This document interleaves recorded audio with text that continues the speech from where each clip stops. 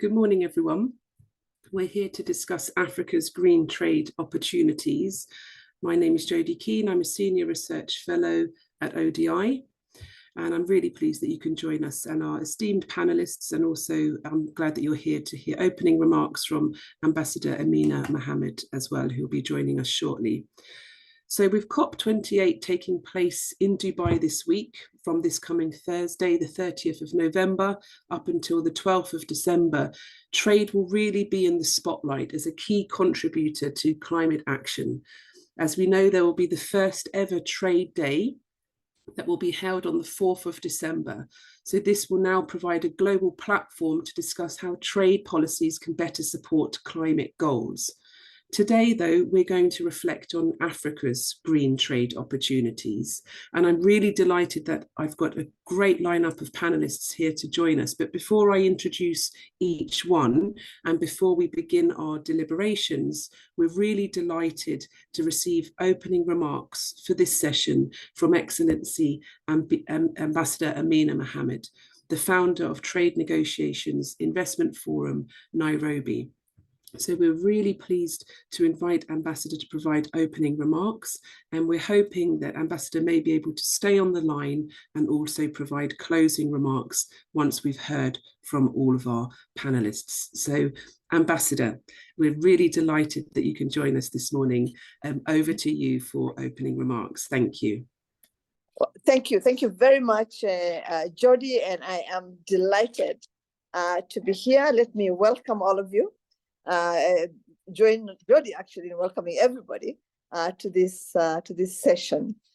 My name is Amina Mohammed, as Jodie has just said, and I am the president and founder of the Trade Negotiations and Investment Forum.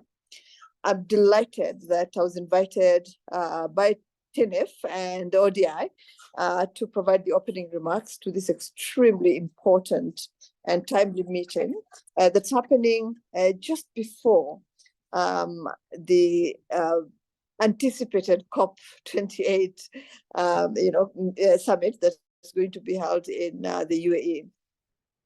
I'll tell you a little bit about TNIF because I know that it's not just new, but it's probably not well known by many of the panelists that are here today. So it's a new think tank. It seeks to promote dialogue, analysis, and understanding of trade and investment on the continent of Africa and beyond. It offers a meeting place and an activity center for policymakers, for business, for civil society, members of institutions of higher learning, scholars, and experts, who we hope, as they have already started to do, will come together at TNIF to exchange ideas, to learn, and to have experiences in matters that relate to trade, investment, and negotiations of both trade and investment. The objectives of TNIF can be summarized in 4 key points. The first one is to promote inclusive trade by fostering dialogue and understanding among various stakeholders. The second objective is to enhance social well-being by examining how trade negotiations and investment can support social development, such as job creation, poverty reduction, and sustainable livelihoods. The third is to bridge policy and practice between policymakers, the private sector, civil society, scholars, and of course, experts. One of the ways in which we contribute to this goal would be by facilitating dialogue and knowledge exchange among all these stakeholders, with the goal of translating policy recommendations into practical actions. And the fourth one is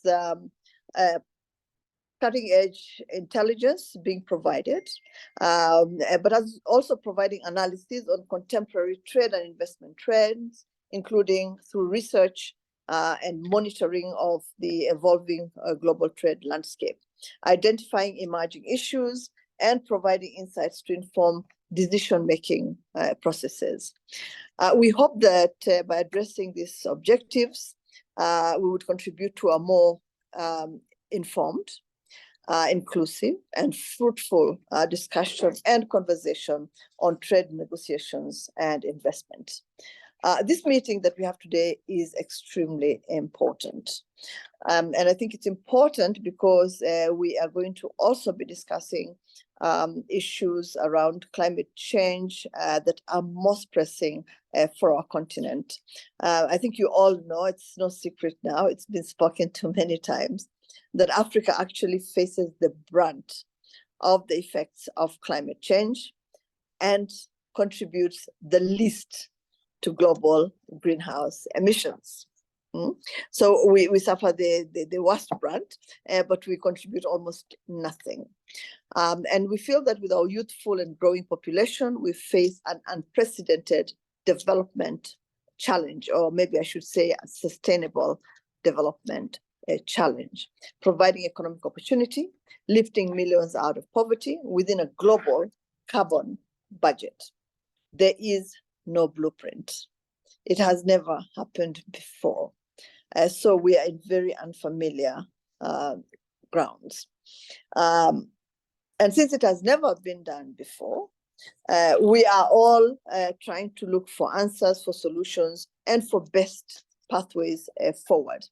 As was outlined in the recent Nairobi Declaration, I know that you all probably heard about the Africa Climate Summit, and maybe some of you attended it earlier this year. The declaration was actually quite significant in its contents, but also in the recommendations that it made, as well as in the demands that it made to the global community.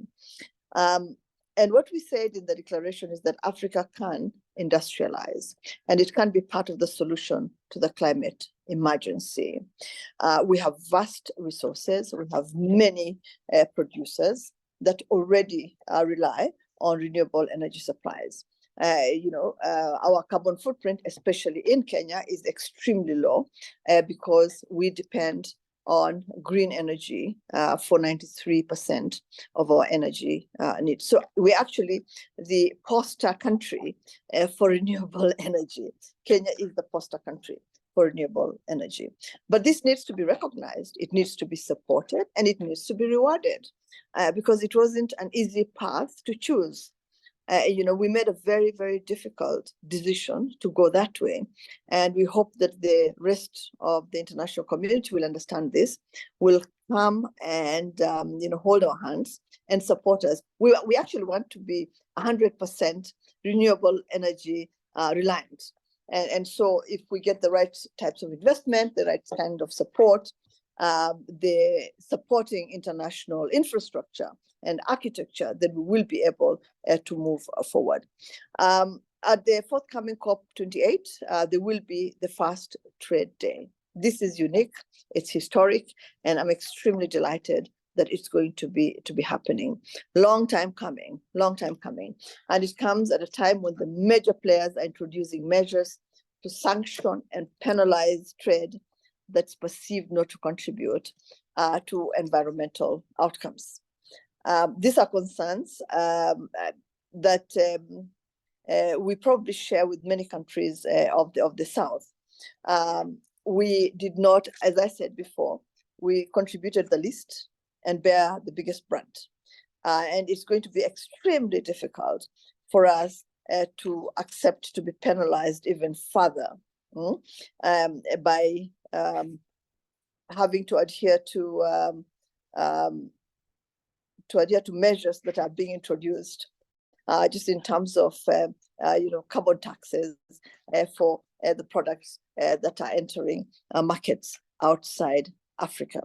Valid concerns, and especially when there is no support system that has been put in place. There are no support measures that we have been told about. We don't expect them because we have been here, before with the very, very challenging sanitary and phytosanitary measures being imposed without any consultation, due consideration, or even taking into account our levels of development and the type of commodities and products that we're putting on the market.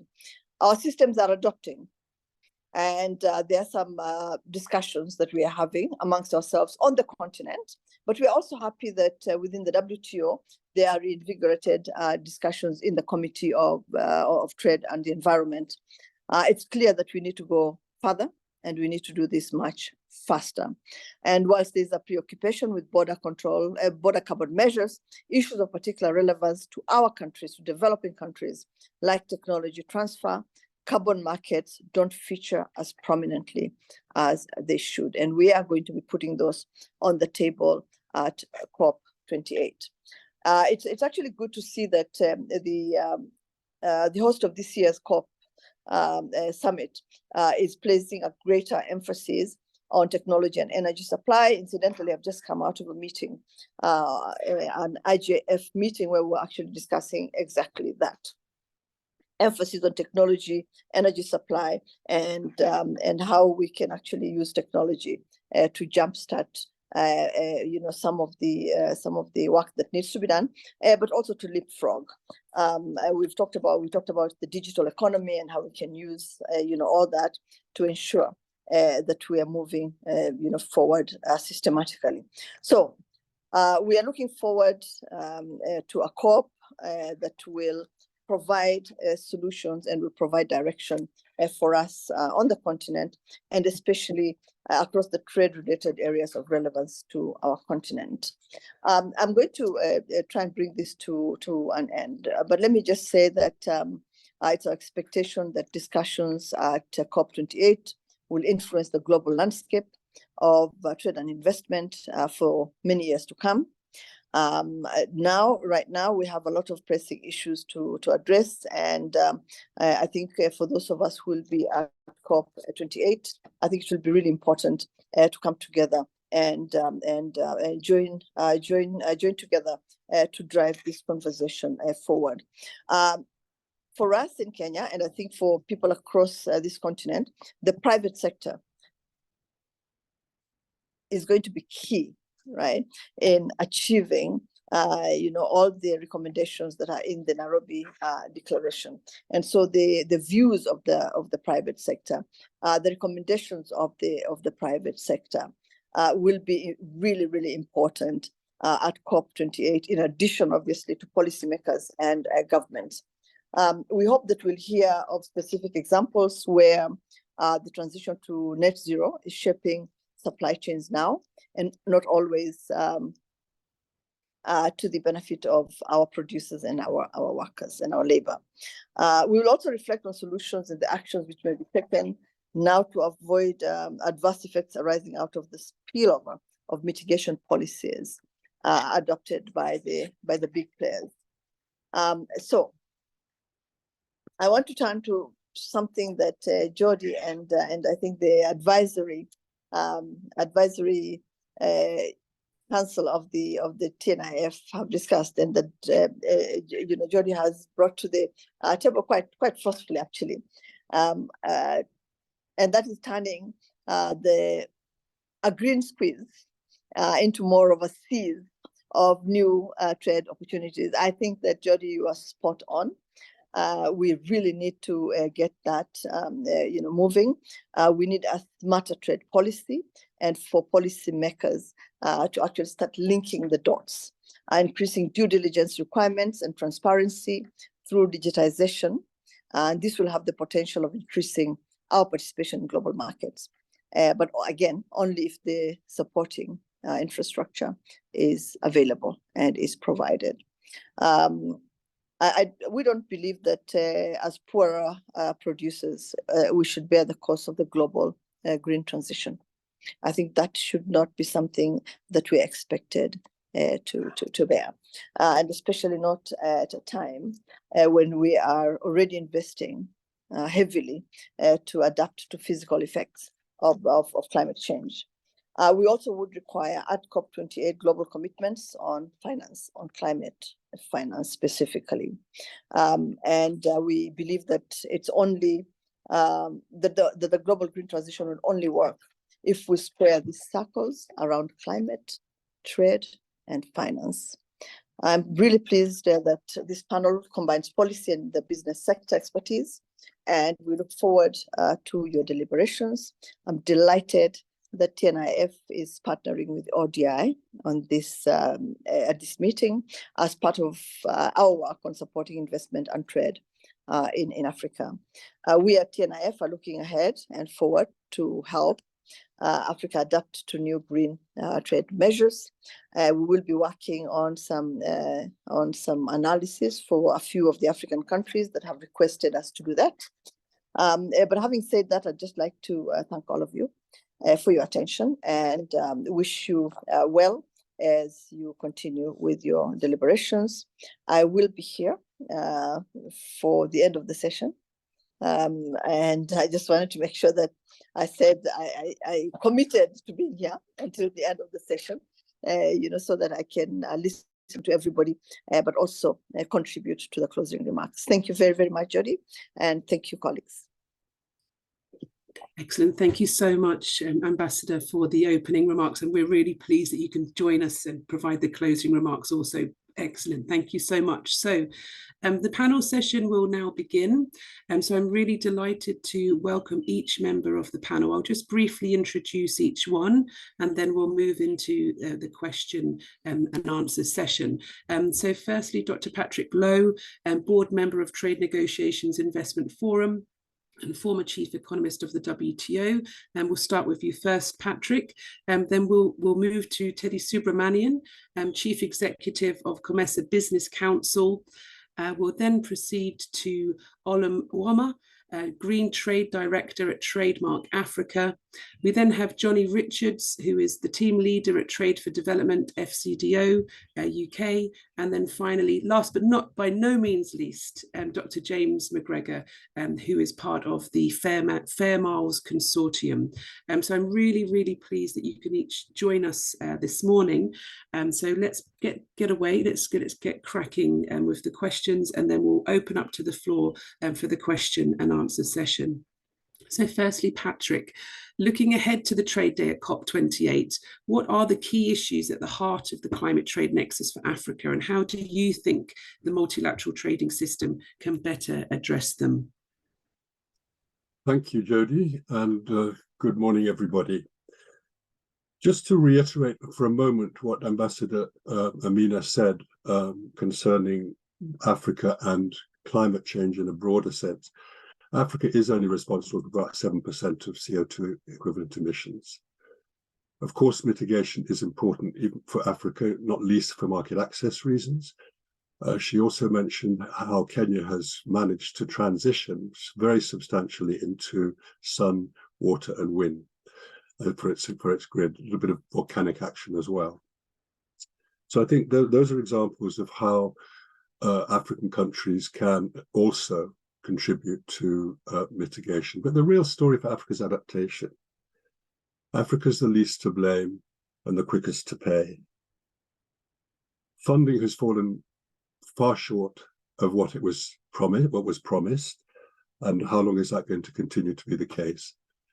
It'll become pretty clear at COP28 that the global community is simply not meeting the necessary targets in order to avoid catastrophic global warming. What's going to happen about that?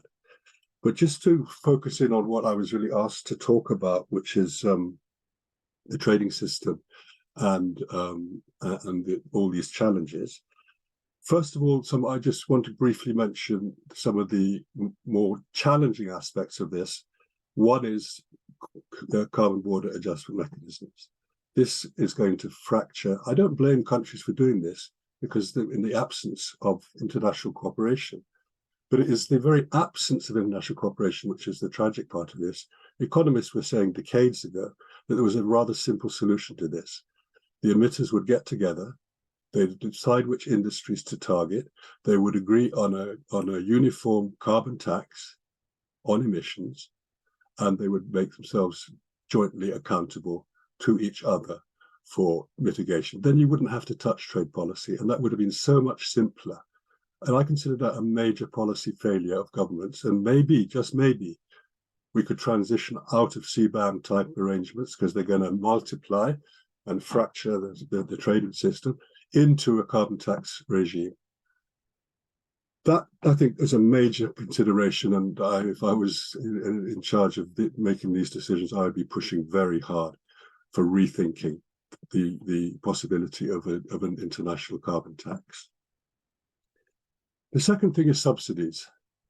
Now, economists, purists tend to say subsidies are bad things, but we know very well that there are good subsidies and bad subsidies. And subsidies that are designed to accelerate technologies which are going to save the planet are prima facie good subsidies. The only problem is the way these subsidies are being structured is rather protectionist. It will cut off trading opportunities, including for Africa. And if only countries could get around that. I read an interesting article the other day, basically arguing that this was inconceivable simply because domestic interests, domestic lobbies had to be convinced of the necessity of dealing with climate change, and therefore this was a sweetener for them that they would get some more protection. I think this is a very unfortunate road to go down. So that's another thing that's going to affect African countries, obviously, amongst others. I don't know where we are with the question of food and flour miles. I think Johnny's going to talk about this. It was a big issue. It's a highly fallacious argument if you don't do the carbon footprint analysis from beginning to end. But it certainly had a lot of currency not so long ago, and I don't know what the situation is now. On the positive side, since 2020, the Committee on Trade and Environment have developed a new activity called Trade and Environment Sustainability Structured Discussions, TESD. Now, they haven't done an awful lot yet, but they are exchanging views, exchanging experiences, exchanging ideas of how to address this matter. And I think that's a very promising discussion, which perhaps could lead to some concrete actions starting from the trade side, which will have directly beneficial effects on climate change. But it's somewhat early days on that one, but there seems to be a commitment to move ahead in that direction. So I think that's all I'm going to say now about trade and climate change, and over to you. Thank you so much, Patrick, for those very, very insightful remarks. So we're now going to turn to Teddy Subramanian. Teddy, we hear a lot about the potential of new green trade measures and how they're going to affect African competitiveness. But what is your view, from businesses on the ground, and how can Africa's export competitiveness be better supported within this new kind of green trade landscape? Thank you, Jody, and a very good morning to you all. First of all, Jody, allow me to commend ODI for taking this initiative to organize this meeting. As Ambassador Mohammed has said, I think it's a very important meeting for us as we prepare for COP28. Jody, also allow me to just mention quickly a few words about CBC. The COMESA Business Council will represent the business community in the COMESA region in the eastern and southern part of Africa. As an organization representing the business community, first of all, we are committed to a green trade and economic agenda. And this was actually highlighted during our business forum that we organized in June this year, where the theme was actually in relation to green investment, value addition, and tourism. So we are committed to it. We are keen, actually, as a business association, to engage on circular economy initiatives, renewable energy solutions, and even look at new technologies, as surprising as it may seem coming from this part of the world. We are looking at green hydrogen. We are looking at satellite technologies on how these can help us transition to a greener economy. But however, I want to lay a lot of emphasis on this, Jody and colleagues. As we engage at COP28, I think we urge the international community to rapidly transition from the rhetorics to impactful concrete actions. I think we need to act now. We've got enough of rhetorics. I agree. I think Ambassador Mohammed mentioned quite a lot about it also, on climate change and how it is affecting food security in our region. We've increased in sense of desertification. If you come and fly over Africa these days, you will see it is completely grilled. It's, with the heat that we are witnessing these days. This has led to droughts, floods, and unprecedented, sometimes we try to underestimate that, displacement of people on the continent, necessitating a coordinated and proportionate response. But I can't express it better than the way Ambassador Mohammed has expressed it. I think now we need the private sector. We need the business community on board. We cannot succeed if we leave them on the sideline. And I think it is critical as we transition to a greener economy, greener trade, that we involve the business community, the private sector. To come back to your question, Jody, about green trade measures. Yes, green trade measures. There's a lot of talk about it. There's a lot of initiatives. There's a lot of regulation being promulgated on green trade measures. But one thing, and I think people who are familiar with the WTO will agree with me, we had few cases in the WTO with regard to trade and environment measures. Interventions have to be proportionate, necessary. It has to be necessary to address a particular problem, and also well coordinated. That is very simple. We need to avoid any action that would bring protectionist measures facing African countries. Now, what is a reality also, Jody and colleagues, is that many African countries we still rely heavily on extractive industry, commodities, and fossil fuel for our chains of production. And I think what is important also to answer your question, what is important, what the international community must ensure that the regulatory policies, regulatory measures that we are putting in place are harmonized.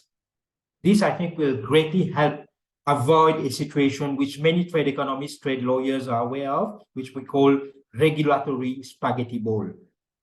We don't want a situation where businessmen here in Zambia tomorrow will have to juggle around 5 or 6 regulatory measures to be able to export. So it is very important that we avoid this regulatory spaghetti ball. Now, considering the viewpoint of the business operating on the African continent, I think there's a recognition of the potential impact of newly introduced green trade measures. I think these represent definitely challenges, and I think Ambassador Amina Mohammed has touched on that, as well as opportunities.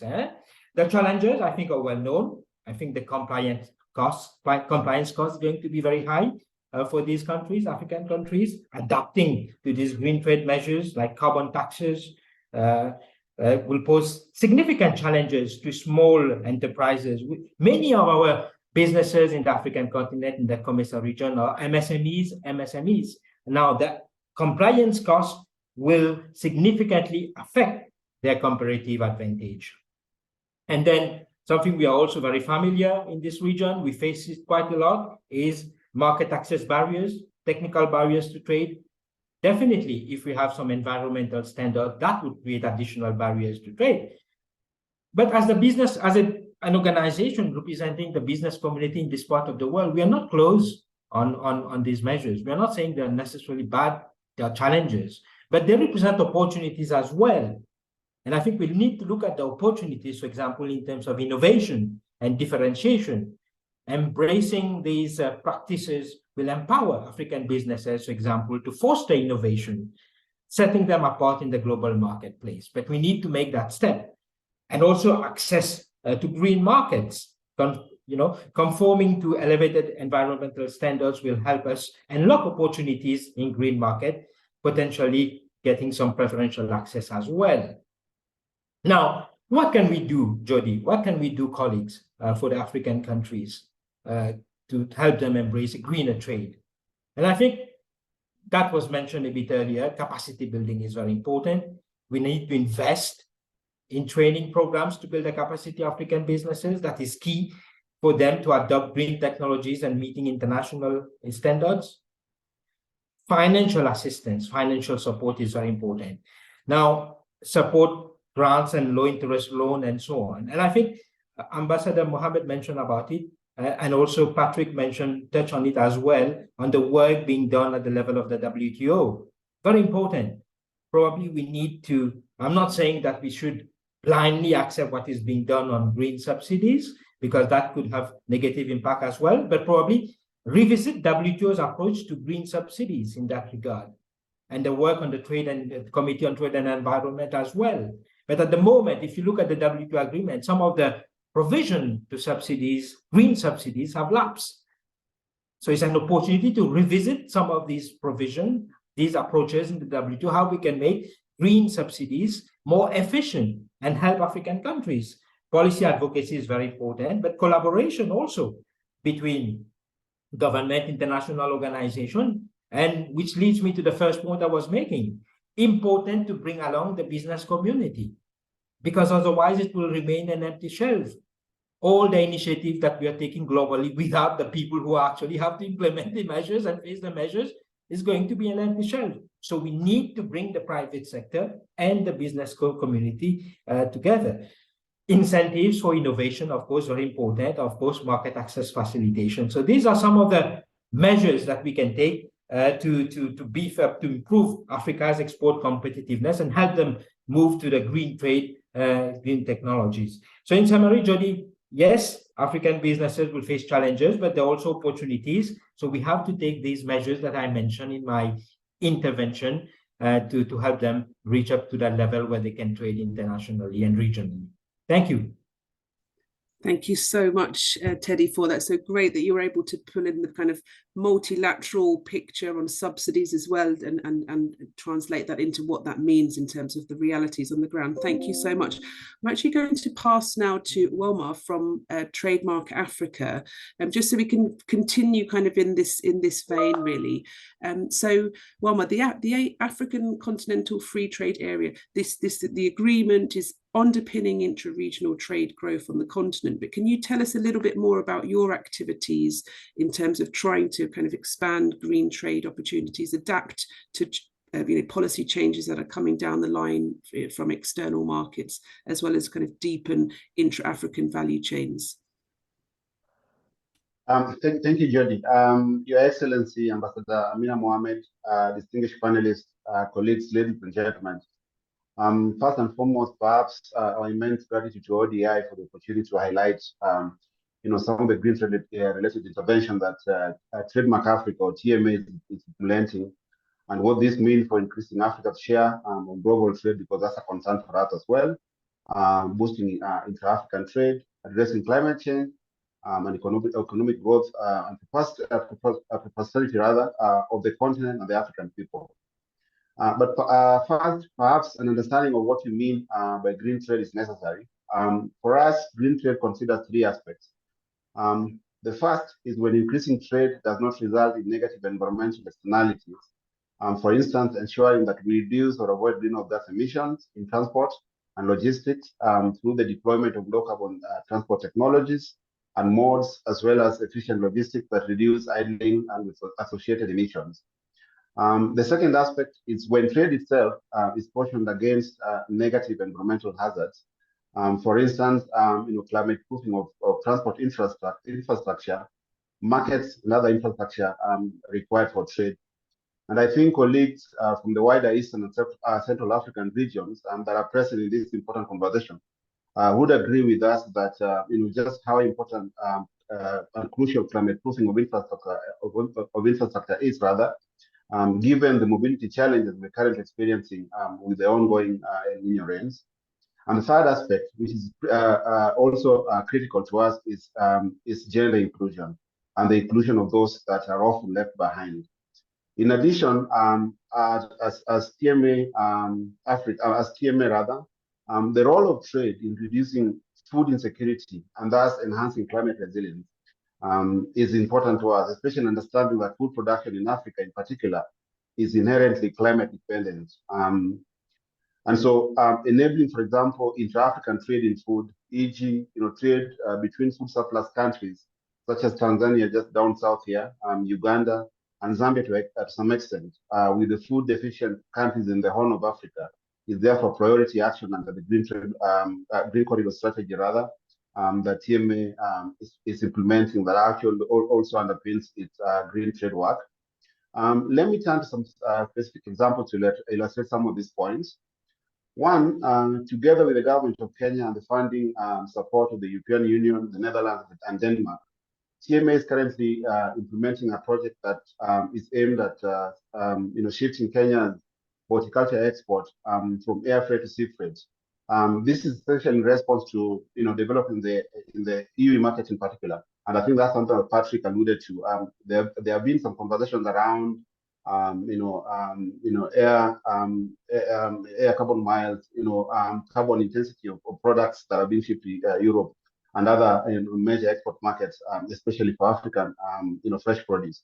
So the target of that particular project is 50% of horticulture being, sea freighted rather by 2030, with a potential reduction in greenhouse gas emission by as much as about 85% compared to the baseline scenario. But I must add, though, because I know question will be asked about that particular number, I must add, though, that we're currently doing some further work to validate those greenhouse gas reduction numbers. But it's not just about reducing emissions. It's particularly for us about securing jobs and livelihoods, which is really a primary concern, for developing nations such as Kenya. Presently, the cost of air freighting a kilogram of fresh produce to Europe is about $2.8 and could increase further as airlines pass along their decarbonization costs rather to passengers and cargo. Fresh produce exporters, in conversation with them, are actually telling us that they barely realizing a margin, and any further increase could see the collapse of the entire industry really as a whole. In contrast, the cost of sea freighting a kilogram ranges from anything from $1.2 to $1.4, and therefore the project that we are actually doing, this particular move, is really good for both the environment and the business, and is a clear demonstration that climate objectives are in many cases not incongruent with development imperatives. The second piece of work that we are doing is something that we call Women in Trade, or WIT.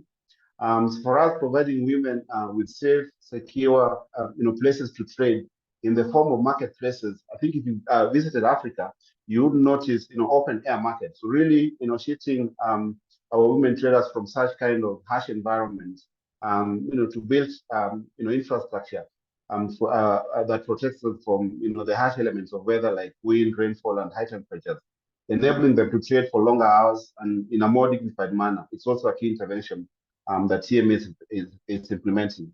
But it's really in recognition of the important role that women play, particularly in rural economies, and therefore crucial for TMA's inclusion agenda. But we are going a step further to ensure that we don't just provide an infrastructure, but one that is also both green and climate resilient. Incorporating things such as solar energy, rainwater harvesting, natural lighting and ventilation, and designs that are also resilient to flooding. And we've actually done this in a number of countries in which we operate across the region.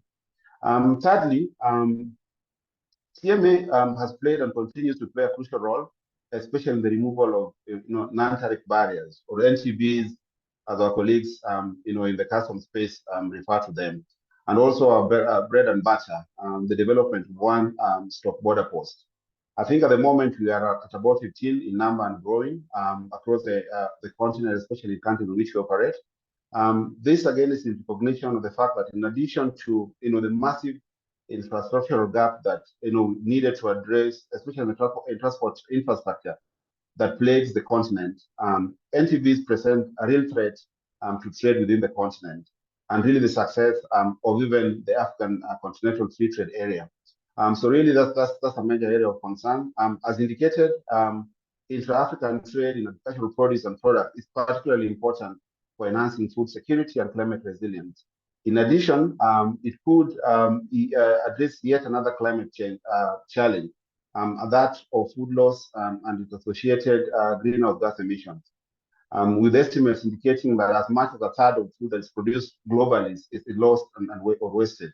And a significant problem, a significant challenge related to that is actually in Africa. So perhaps let me pause at that for now, and maybe invite a reaction from the audience. Thank you, Jody. Back to you. Thank you so much, Omar. So very pertinent points there, and I'm glad you picked up on the air miles issue as well. So I'd now like to turn to Johnny. The UK is one of the largest providers of aid for trade, and we've just had a new white paper on international development that's been released. And of course, we expect more information on the UK's use of border carbon measures as well. Can you tell us a little bit, not to put too much pressure on you, Johnny, but can you tell us a little bit about how the UK is starting to join up some of these dots in relation to climate trade and development, and if there are any changes in the approach to supporting Africa's green trade opportunities? Thank you. Thank you, Jodie, and good morning, everyone. It's a delight to join you all and the other panelists this morning. So, yes, you're right to point out the UK government published the white paper recently. The title was "International Development in a Contested World: Ending Extreme Poverty and Tackling Climate Change." And I think we can take a lot just from the title there, that it's clear that tackling climate change is up there alongside ending extreme poverty as kind of the top level objectives of the UK's approach and policy in this area. Also interesting to note the title as well, in terms of we know we're doing this in a contested world, and the context we're working in to try and achieve these things. We can't assume it's ever going to be easy to get international agreement on things. We're working within a world where there is kind of increasing worries about protectionism and about economic security and resilience and those issues as well. But what's kind of set out within that paper, I think, the UK is committed to free, fair and inclusive trade as a kind of bedrock for that. Trade is essential for developing countries to help raise foreign exchange, to help promote jobs and inclusive growth, and that kind of remains central to the strategy. So I think it's true as well. Aid for trade has an important role to play within that, and I think particularly within Africa, we need to make sure there's both access to the global export markets in developed countries, as well as kind of promoting that regional intra-African trade. I mean, in terms of the UK, we have preferential market access for African countries through the Developing Countries Trading Scheme and through economic partnership agreements. But we know that, as has been mentioned, non-tariff barriers are also kind of really important, that we need to make sure we're actually actively kind of promoting trade, making those connections between UK businesses, and ensuring we're kind of making it as easy as possible for exporters to access those markets. But intra-African trade and regional trade is also going to play an important role. I think there's a lot of opportunities there for being able to as has been mentioned, I think, promoting resilience, but also getting into kind of higher value goods. And I think it's also true, if you look at the figures, the costs of trading in Africa are still kind of far too high. There's still a lot of barriers. And I think Aid for Trade, the work of organizations like Trademark Africa, can play a really important role here in terms of kind of promoting investment, getting the infrastructure, improving improving customs procedures to make sure we're kind of lowering those barriers as much as possible. But it's important that we also don't, another thing that was highlighted in the white paper is that we don't neglect services as well. It's important to focus on tariff and non-tariff barriers for goods, but also we want to make sure we're tackling the barriers for trade and services, again, both regionally and to be able to export to developed markets. That's somewhere where there's probably a lot of untapped potential, if there's kind of new areas, or we can find particular sectors where there are opportunities there. Another kind of central plank of the strategy as well is the WTO. That's still going to be essential to achieving our aims. The TESDI negotiation was mentioned by Patrick. That's kind of early days, but an area where the UK is engaging. We also kind of set out our objectives. We want to seek reform of the WTO, and also ways where we can find common ground within those negotiations, which is going to be tricky. But also kind of central to that as well is kind of facilitating developing country involvement in that, and making sure that developing country voices are kind of practically facilitated in the WTO, so that we can kind of make that dialogue as productive as possible.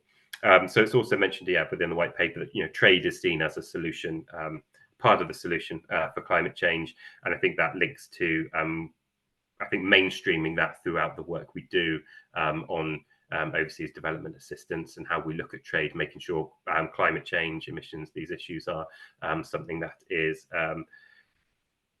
not just seen as a separate issue, but mainstream throughout all of the work we do. I think, as has been mentioned, that there's a lot of opportunities here for win-wins if we can both reduce the barriers to trade, but also do that in a way that kind of promotes reducing emissions and particular green trade opportunities. Where we are, I think, kind of, that, as has been mentioned, there's kind of opportunities and risks here. I think that so the carbon border adjustment mechanism was mentioned. The EU will be started to introduce theirs.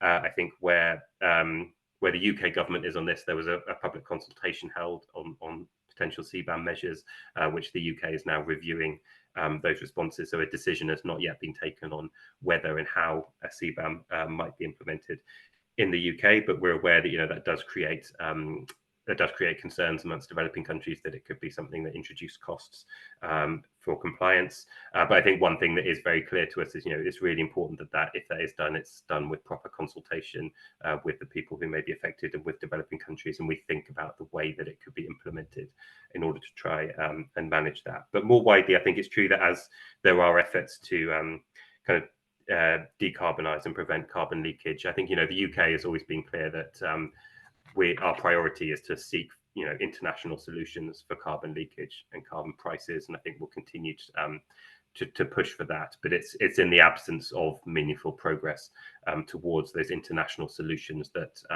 countries will be looking at domestic policies to do that. So in a way, I can see how there's concerns that there may be kind of increased compliance cost, or potentially as we look at regulation and standards in a way that we want to promote decarbonisation, then there may be concerns there that could kind of create costs, and we need to make sure we're doing that in a way that we're targeted on what the objectives are, that we're doing it in consultation.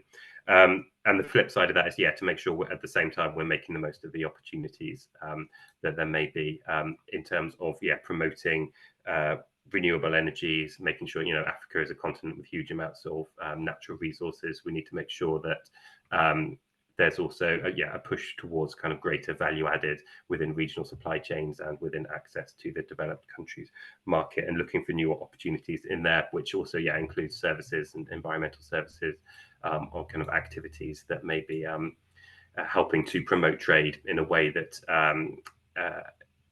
also kind of develops these green opportunities and puts kind of Africa in a position to take advantage of those opportunities as they arrive. And I think throughout that, the key thing is ensuring there's dialogue, so that we understand that we're clear on our objectives, and that we're clear we understand the potential impacts on other countries and what the priorities are for partner countries in that. But I'll stop there. Thanks a lot, Jodie. Back to you.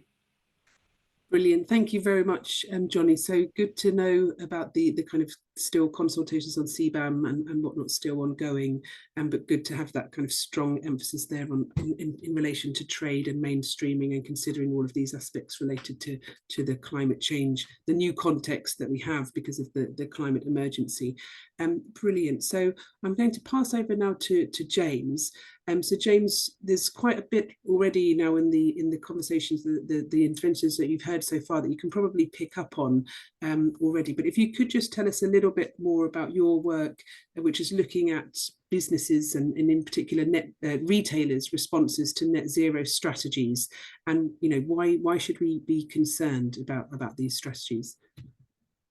Yeah, thank you, Jodie. Good morning, everyone. Great pleasure to be here. I represent the Fair Miles Consortium of companies, NGOs, universities, and federations, which is seeking to ensure that the necessary net zero and other green policies that are going to take us on the global green transition are impact the downstream decisions that are made by companies and governments and stakeholders around the world in a way that include all of the aspects of sustainability. So that's the environmental aspects, so reducing carbon emissions, but also this the social benefits. We've heard a lot today already about pro-poor livelihoods, rural jobs, skills, high-value products, etc.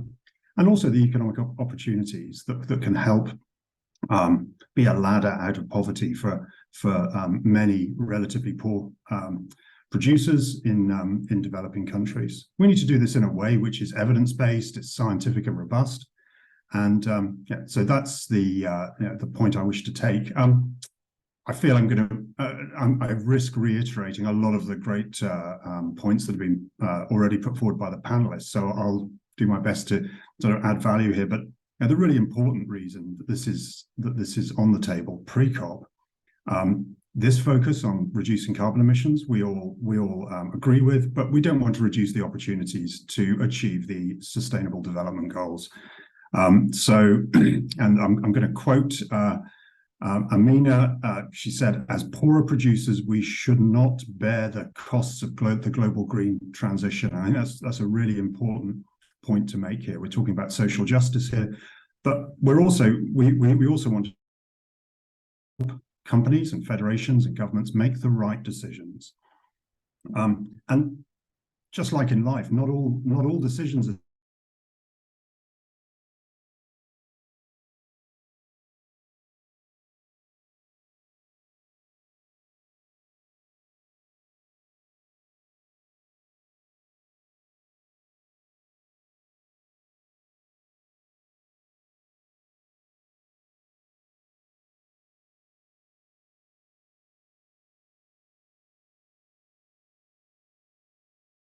So I believe that James has frozen, unless it's my computer that's frozen. Okay, so we've just dropped James. Yeah. He's back. You're back, James. You were kind of frozen. Yes, I'm sorry. I've clearly got a slightly. Can you hear me again, Jodie? Yes. Sorry. So you're just getting on to kind of the business strategy then. Just apologies, ropey Wi-Fi here. What we're seeing is that fresh fruit and vegetables are something which impacts from a social and economic viewpoint very positively. Lots of livelihoods in rural Africa. High value produce going into high value markets with very high standards as well. We did some work, and many of us on this call were involved in this 15 years ago, looking at this issue. We provided evidence, wrote government policy, and showed that this was something that consumers should be proud of. Supermarkets, retailers, the whole supply chain should be proud of the SDG benefits, the carbon emission benefits, etc., that happen with respect to this.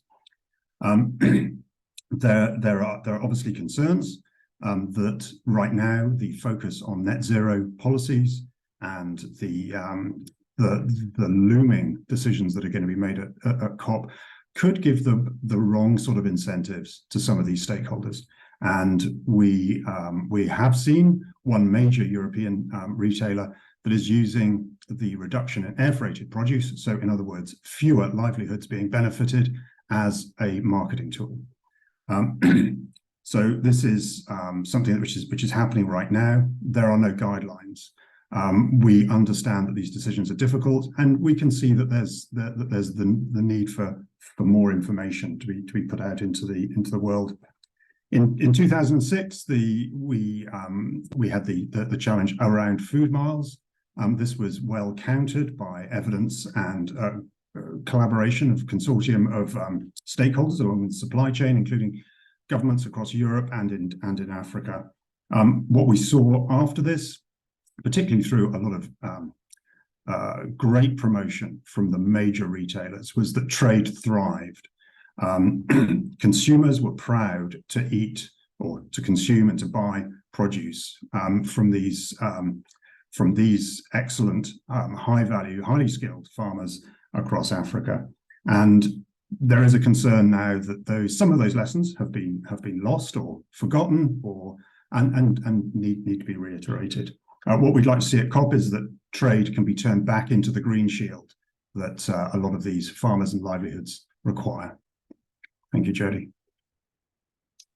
brilliant. Thank you so much, James. Again, giving us a lot to reflect on there.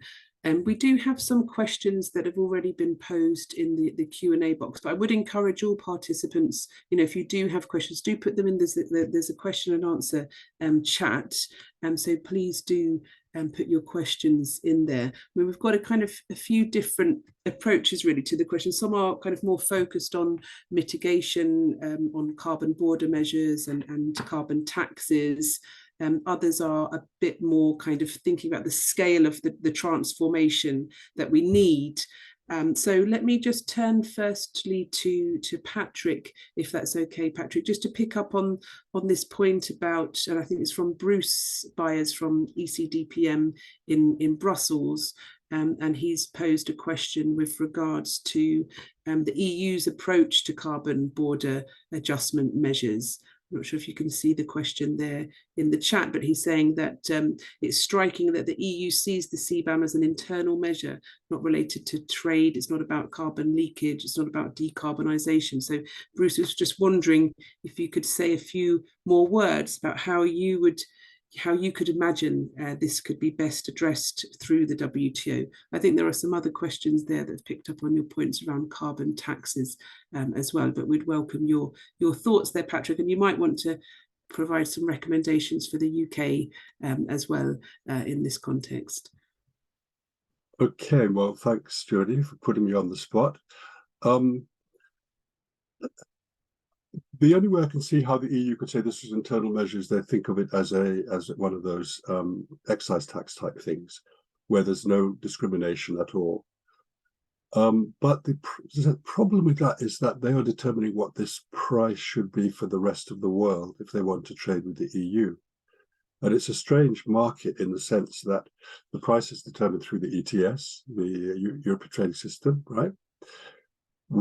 How does the supply side of that get fed? The supply side of that gets fed by decisions by governments of how many permits to put out there, and that's a judgment they're making about how much they want to control pollution, and then the market prices those through the exchange. One thing that would be great is if you went for a tax solution and then you did have a market, then maybe it would. But I think the tax solution by itself is probably sufficient to keep trade out of the picture as long as there is coordination and coherence among countries and accountability as to how they're applying the tax and what the returns from the tax are, and then, you know, is the tax sufficient? Inevitably, somebody is going to have to determine the height of the tax. The UNFCCC have views on this, and they put forward ideas of what the tax should be per ton of carbon dioxide or carbon equivalent.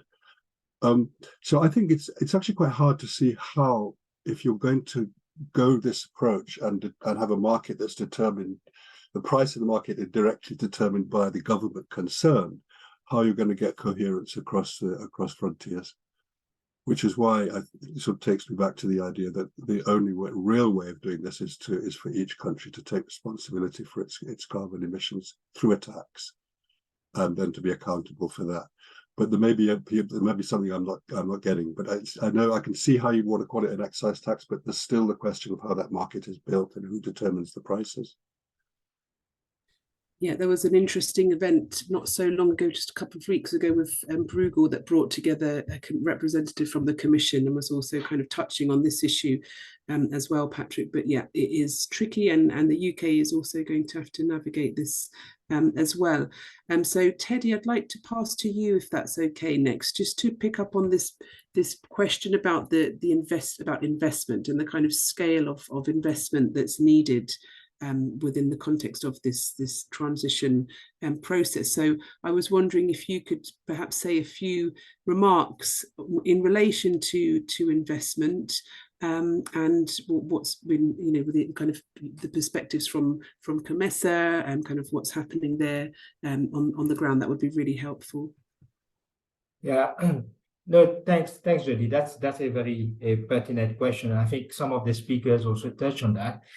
When it comes, first of all, to investment, I think we first of all need to look at the investment in the human capital. First of all, do we have the capacity, the human capacity on the continent, in the COMESA region, to address issues relating to the transition to a greener economy, to a greener trade? So first of all, when we talk about investment, we really need to speak about investment in our human capital here to train and empower our business community, our young people, entrepreneurs, to really move into that economy. So that's the first point.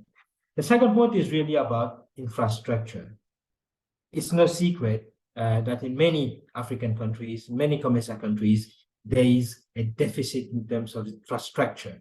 And I think when you talk about road infrastructure, when you talk about transport system, there needs to be a lot in terms of investment into the infrastructure. That's key also. And also in investment in moving to digital form of doing business. For example, at the level of CBC at the moment, we are putting in place an online retail payment platform which will facilitate cross-border trade and encourage people to move digital. We are also planning to develop e-commerce platform. So there needs to be massive investment, first of all, in human capital, infrastructure, but also in encouraging countries to move the digital way. And I think if we can get it there, I think that would be a big leap forward. But also important, all this investment will require resources. Mobilization of resources for this investment will be critical. So this is what I can share with you in terms of my insight, Jody. Thank you very much, Teddy. So yeah, great to have that focus on human capital. Absolutely. So making sure that there are the capabilities in place first. So Wama, I'm wondering if I can come back to you just to pick up on these points about infrastructure. And some of the questions in the chat box have been in relation to ensuring infrastructure is resilient, climate resilient. I was wondering if you may be able to share a few kind of insights from the work that TMA has been doing. That would be very helpful. If you're still on the line, you're still on the line. Yeah, great. Thanks, Jody. I'm on the line. Yes. Yeah. So I mean, TMA, as you understand, I think our biggest infrastructure development has been around the one-stop border post. As I indicated in the chat, I think we've done about 15 or so across the countries in which we work. And right now we are planning, I think, 3 others. I was recently in the border, I mean, at the border of Ethiopia and Somaliland, a place called Tobojale, where we are also, planning another one-stop border post. And it's really about, as I indicated, when we talk about resilience and low carbon, we consider all aspects in terms of the design and construction. How do we ensure that if it's a place that, for example, experiences flooding, as is the case rather in between there's a border post between Uganda and South Sudan, where we're also trying to build another market. How do we ensure that we design and build markets that, for example, are can withstand flooding, so that they are useful and operational even in extreme weather conditions. Again, as I said, right now I think the region experiences heavy rainfall, El Nino induced rainfall, which is something that has been anticipated, and we can actually see what climate proofing infrastructure really means, because there have been cases of roads that are cut off, bridges that have been destroyed, and the likes, and that really has an implication on both movement of both people and goods. So we as TMA are really trying to ensure that some of these issues are actually incorporated, in addition to the traditional work around environmental and social safeguarding. So yes, I don't know whether that suffices. Thank you very much, Rama. That's very, very insightful. Again, thank you. And so I guess it's we've just got these kind of got the imperative of adaptation to climate change, but then at the same time this kind of adapting to the kind of changing market conditions as well, and kind of more kind of punitive trade measures that are coming from some of the big players like the border carbon adjustment measures. So it's trying to kind of navigate this space. I wanted to come to Johnny next. So Johnny, there's a question in the chat in relation to carbon border adjustment mechanisms, and also about how the UK could act within the context of the multilateral trading system. I wondered if you could say a few words about that. But also I was wondering, in the new strategy, the white paper, there's quite an emphasis there on building resilience, a specific mention of increasing LDC's trade. There's a question about, there's a point about kind of building more kind of resilient value chains, and perhaps related to this consideration of an import policy. I wondered if you are able to shed any light on what is envisaged there. That would be very helpful.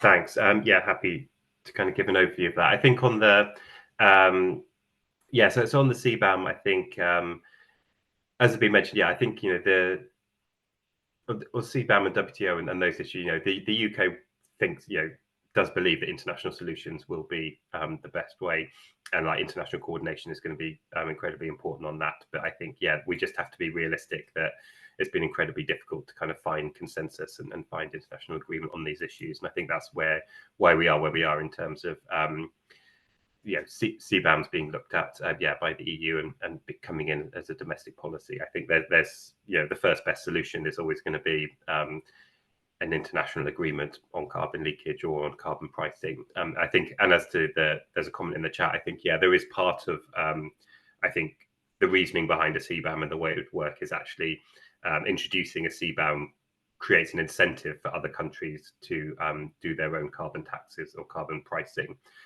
because obviously countries that have their own carbon pricing can get an exemption or a reduction in the CBAM. This is the way the EU policy will work. So, and I think that also, to be realistic, I think part of the reason the UK will be looking at a CBAM is that obviously once the EU brings in the CBAM, there's a question of basically, a CBAM means that the kind of revenue from that will go to the country imposing the CBAM, rather than if you can introduce carbon pricing domestically, you can then get the reduction from the CBAM and take that revenue yourself. So it's part of the reasoning, I think, is to kind of create that kind of incentive. But it's true that I think that the international cooperation would be preferred on that. But that's kind of where we're looking. And on the question of imports as well. So I think there's an important kind of perspective we look at in terms of the amount that the UK imports from Africa and from other developing countries. It's incredibly because trade and exports are so essential. We should be looking at that as a kind of a big international transfer. It's far greater in value than overseas development assistance. It's important kind of revenue, and because those exports are so important in terms of getting foreign exchange for those countries and accessing those markets. So as I said, we want to promote regional trade as well, but we also need to look at the big developed countries are these big valuable export markets. So I think we're looking at kind of what more we can do to kind of promote that trade. So there's already things we do in terms of kind of aid for trade support that we give that kind of provide kind of practical support within particular countries. So we have a program called the UK Trade Partnerships program, which is linked. It looks at kind of countries we trade with through economic partnership agreements or through the Developing Countries Trading Scheme, and kind of looks at particular projects where we can help make connections between UK buyers and developing country sellers, and kind of identify where there are barriers to trade, where ODA could be helpful in breaking those down. So I think, on the import, I think that there's work we can do. I think, there's work around kind of information and comms and things like that to make sure, countries and exporters are aware of there is preferential market access in place, but also there are standards and regulations that need to be met, and like making sure that people understand what is needed in order to export to the UK and help link those up. And then there is kind of practical support that we can do to kind of identify where the barriers are. Can we help make connections between exporters and importers in the UK? And can we help with compliance with standards or building the capacity of standards institutions in developing countries?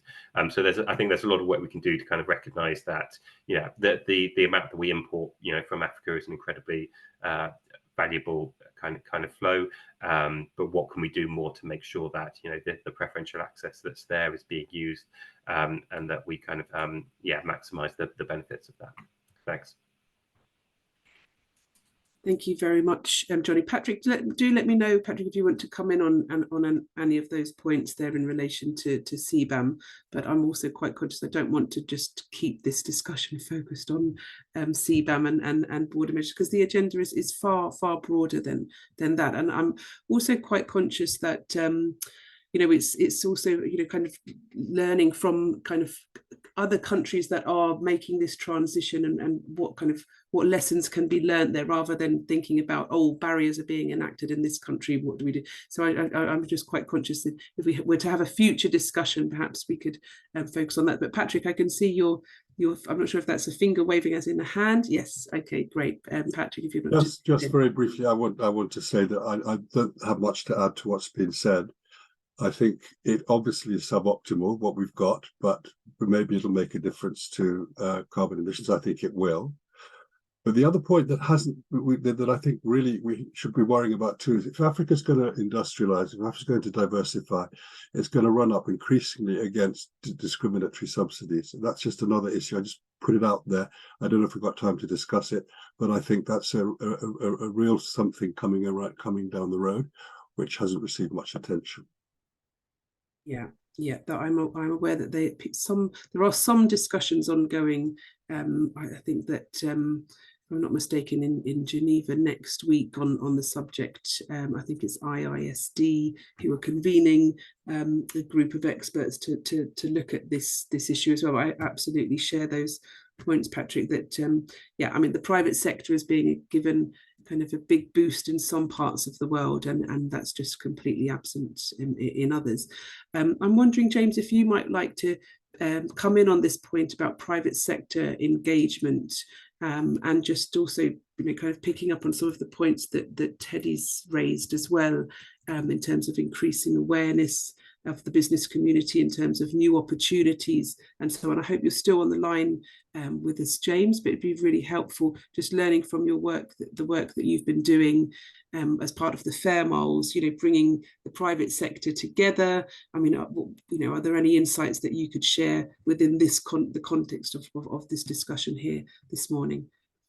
Yeah, thanks, Jodie. Unlike most economists, I'm optimistic about the situation that we're in here. We've had some great initiatives, regulations, changes that are actively happening right now across the world with the trading system. And nowhere do we see cooperation working better than the supply chains that the private sector typically use. You've got co-financing, you've got friendships, you've got trust, and all of the good elements that you need to negotiate good deals and ultimately make sure that everybody benefits.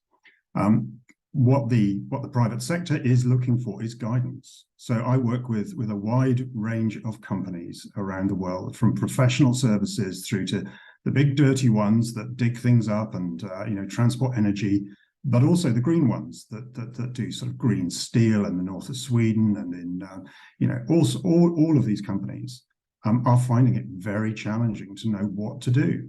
They're being told by the recruiters, by their staff, by their clients, etc., that they need to be actively communicating their environmental credentials. They need to be making decisions that are transparent, that help a wide range of constituents, and they quite understandably find it difficult. And I think that the example that I gave of Fair Miles, where we had the Secretary of State, this was in 2007, we had the Secretary of State in the UK actively encouraging people on Valentine's Day in 2007 to buy roses from Kenya as a net benefit to both carbon emissions and to support the livelihoods of those individuals, both in the supply chain, but also from a farming point of view. And that was seen as a sort of a paradox in many people's eyes, but it's quite easy to grasp.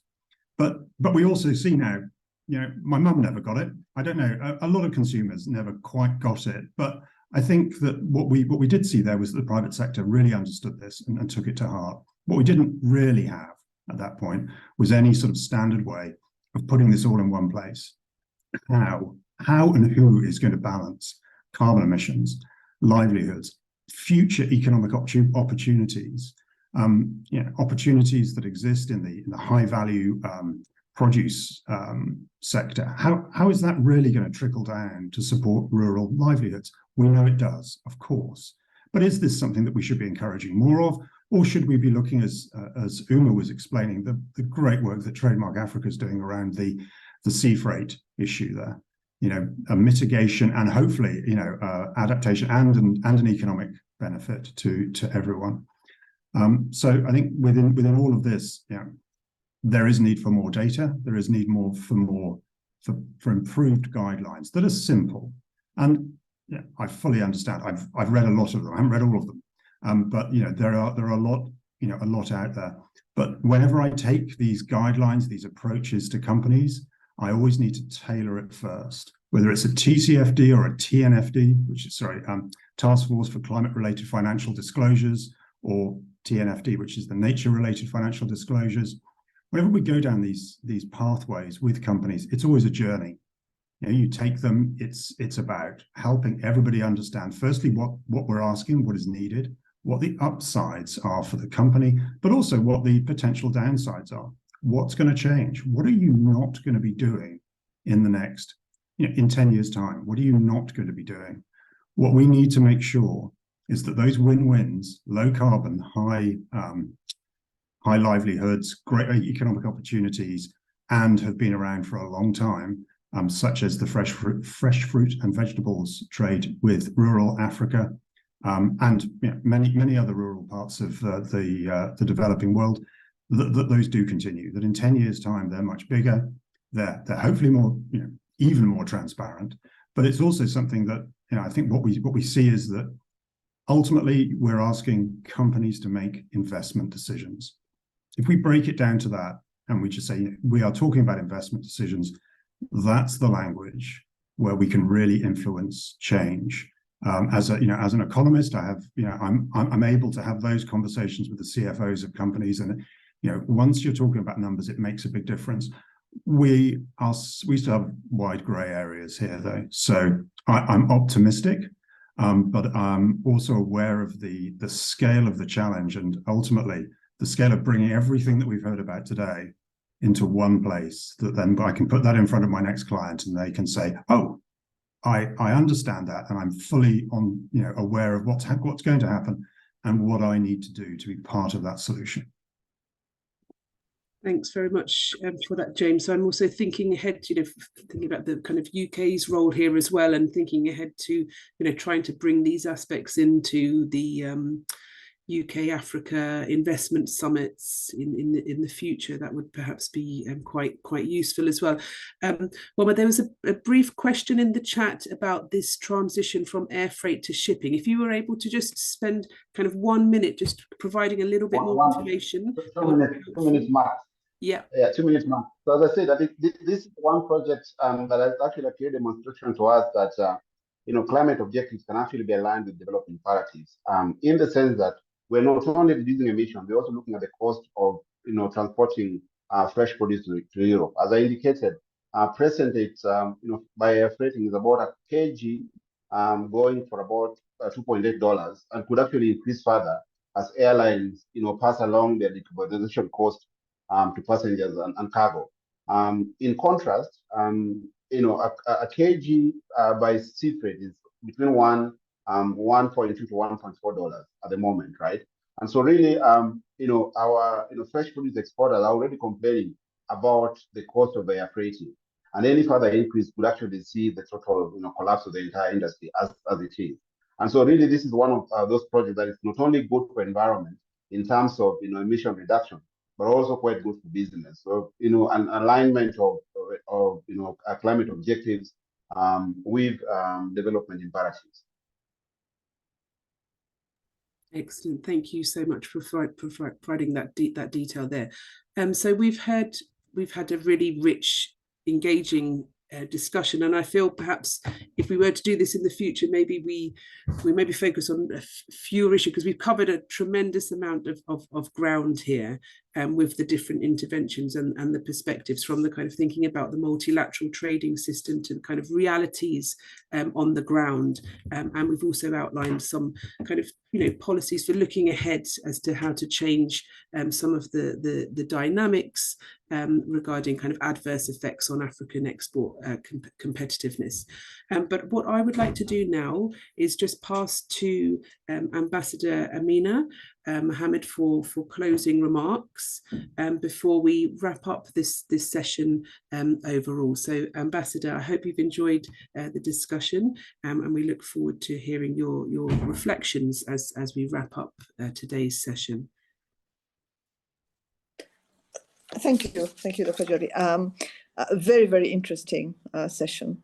Very interesting session, and Jody, really grateful that we're able to do this together.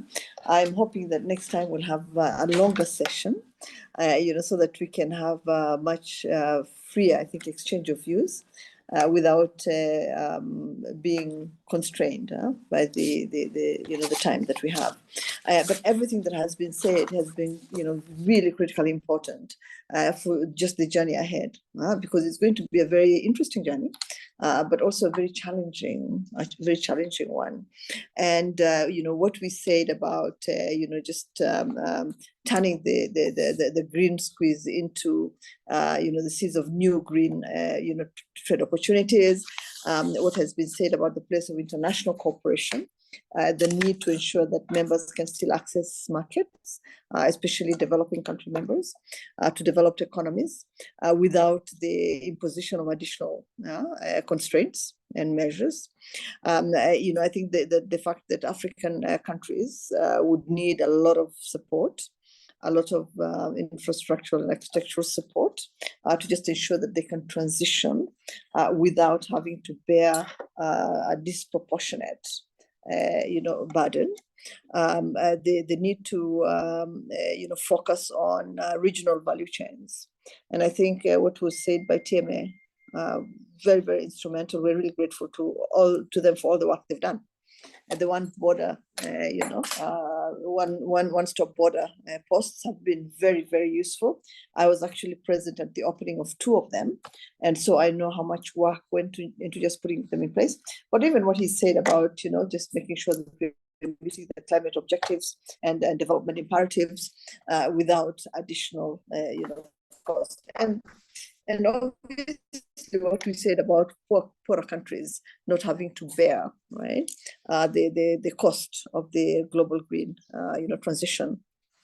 But what Teddy said about the 3 key issues of skills development, infrastructure development, and encouraging and equipping African economies to move more into the digital trade, space. So I think that very, very important points have been made. I think it's been a very, very informative, session, and I hope that we can continue doing this work together. In any case, we'll try as much as possible to capture what we have learned, and also what has been communicated to us during this session in any conversations that we have going forward. And I think that the one point that really needs to be repeated is that any measures that are put in place should not undermine the multilateral trading system. There's a lot of work that went into negotiating agreements within the WTO, and we should actually be very vigilant in making sure that that is not affected adversely by anything that we're talking about now. So really grateful again, Jody. I think it's been an extremely useful session, and I look forward to the next one. Excellent. Thank you so much, Ambassador. So we're really pleased that we were able to bring together this panel session, and I hope that we've developed some new connections as well with the panelists here. So I'm really delighted we were able to convene this ahead of COP28 and the first trade day. And we've had a rich, engaging discussion, and there's clearly a lot of work to be done, and more engagement with the business community, ensuring more sensitization and so on. So we look forward to also going with you on this journey as we move ahead as well. So I'd like to thank you, Ambassador, and also all panelists for joining us here this morning, and all participants as well. So the video will be uploaded on the web. As we go into COP, we're going to be tweeting, so you may find yourself kind of tagged with a quote and a link to the video as we move up to COP28. So I'm assuming that you're all going to be okay with that. So really delighted. Thank you so much for your time and your engagement, and we look forward to our next conversation in the future. So have an enjoyable rest of the day, and thank you very much, everyone.